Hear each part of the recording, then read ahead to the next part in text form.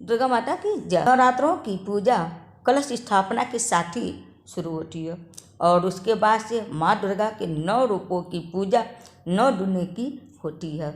सबसे लास्ट में उनका पारण किया जाता है, वो दशमी तिथि होती है और इसी दशमी तिथि के दिन ही माँ का विसर्जन, कलश का विसर्जन होता है, सारे सामान का विसर्जन होता है दशमी तिथि के दिन। लेकिन जो लोग नवमी दिन करते हैं तो नवमी दिन नहीं करनी चाहिए, क्योंकि नवमी दिन सिद्धिदात्री माता का पूजा की जाती है और माँ सिद्धिदात्री का पूजा किए बिना नवरात्रि संपूर्ण नहीं माना जाता है। तो सबसे पहले आप लोग प्रतिपदा तिथि की मुहूर्त के जान लीजिए, प्रतिपदा कब से शुरू हो रही है। इस साल की प्रतिपदा तिथि 29 मार्च को शाम 4:27 से शुरू हो रही है और उसकी समाप्ति 30 मार्च को दोपहर 12:49 पर हो जा रही है।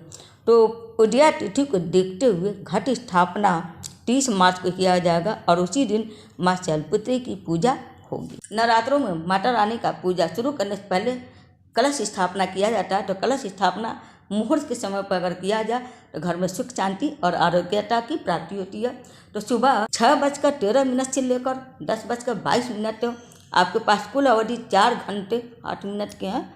ये मुहूर्त आपका सुबह का। उसके बाद से अभिजीत मुहूर्त 12:01 से लेकर 12:50, कुल अवधि आपके पास 50 मिनट है।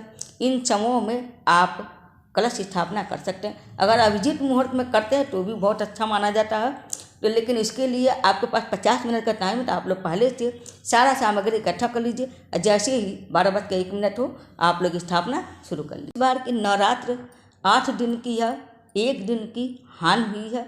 प्रतिपदा तिथि 30 मार्च से शुरू हो रही है। उसी दिन घट स्थापना और शैलपुत्री माता का पूजा किया जाएगा और उनको भोग जो भी आपके पास है लगाइए और घी जरूर आप चढ़ाइएगा, उससे आरोग्यता की प्राप्ति होती है। दूसरे दिन आप ब्रह्मचारिणी माता का पूजा करेंगी और चंद्रघंटा माता का भी पूजा करेंगी।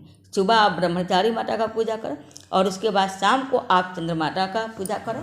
1 दिन की तिथि हानि हुई है और उसी दिन तीज व्रत रखने वाली औरतें गौरी पूजा करती हैं, जो वो लोग भी तीज का व्रत उसी दिन करेंगी और पूजा संपन्न भी करेंगी। इसके बाद से 1 अप्रैल को कुष्मांडा की पूजा चौथा दिन है। तो उसी दिन विनायकी चतुर्थी का भी पूजा जो महिलाएं करती हैं वो लोग करेंगी। इसके बाद से 2 अप्रैल को स्कंद माता की पूजा और नाग पूजा और लक्ष्मी माता की पूजा पंचमी के दिन किया जाता है। इन लोगों का भी जो लोग पूजा करते हैं वो लोग कर सकते हैं। 3 अप्रैल को कात्यायनी माता का पूजा होगा, वो छठी तिथि है। तो छठी तिथि के दिन स्कंद जी का पूजा, यमुना छठ का पूजा होता है। तो जो लोग करते हैं वो लोग करेंगे। 4 अप्रैल को तो 7वें दिन माँ कालरात्रि की पूजा की जाती है और 8वें दिन 5 अप्रैल को माँ दुर्गा महाअष्टमी महागौरी जी की पूजा की जाएगी और संधि पूजा भी उसी दिन किया जाएगा।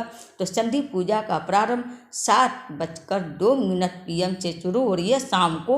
उसके बाद इसका समाप्त हो रहा है 7:50 पर, जब अष्टमी तिथि समाप्त होती है, नवमी तिथि शुरू होती है, उसी को संधि कहते हैं और इस समय का पूजा किया हुआ सर्वश्रेष्ठ माना जाता है। उसके बाद से 6 अप्रैल को शनिवार के दिन रामनवमी और सिद्धिदात्री की पूजा की जाएगी।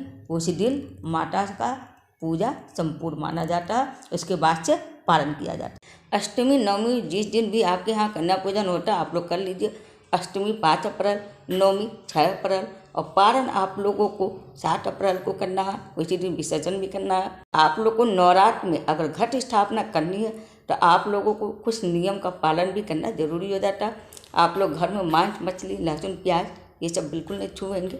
इस तरह से नियमों का पालन करते हुए आप लोग माता रानी का पूजा करते रहिए और अपने घर की सुख शांति के लिए प्रार्थना माता से जरूर करिए। माता रानी आप सबका कल्याण करें। उम्मीद है आप सबको मेरा वीडियो पसंद आया होगा।